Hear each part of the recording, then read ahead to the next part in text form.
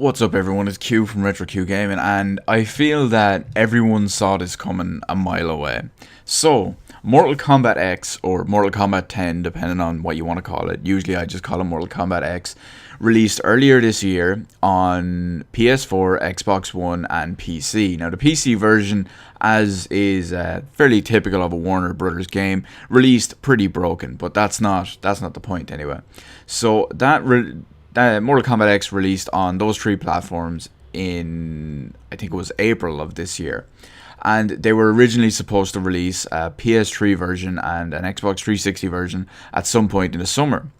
Now, earlier on this year, but after April and after the release of the Xbox One, PS4 and PC versions, GameStop, as well as places like Amazon and basically anywhere that was taking pre-orders and advertising the game, changed the date. And the date essentially went from June 2nd, which was the internally quoted release date for most places, to December 31st. Now, if you're familiar with anywhere that sells games or takes orders on games, we all know that December 31st is a placeholder date. Basically, when something is announced and does not have a date, it gets a December 31st date. Be it December 31st of this year, December 31st of the following year, or just December 31st, 2025, who knows. Now, that's going to bite me in the ass when this video is someone randomly stumbles over this video in the year 2026 and watches it, and it's like, why would they put a placeholder date in the past? And then I'll be fucked.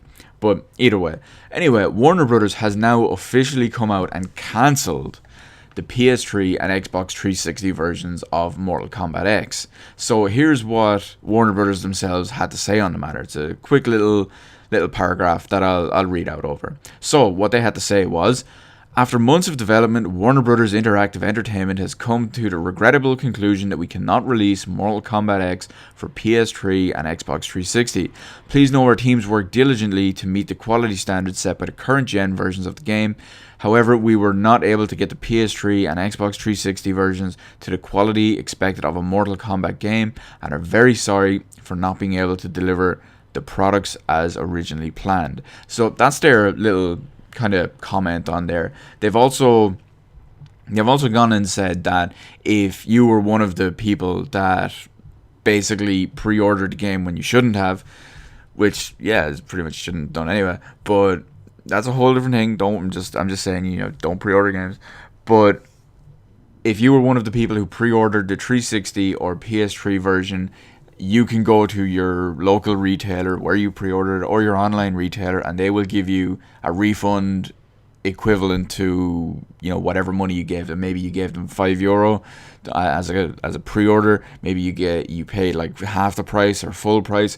Who knows? Anyway, you can contact your retailer about it, and they will they will give you a refund,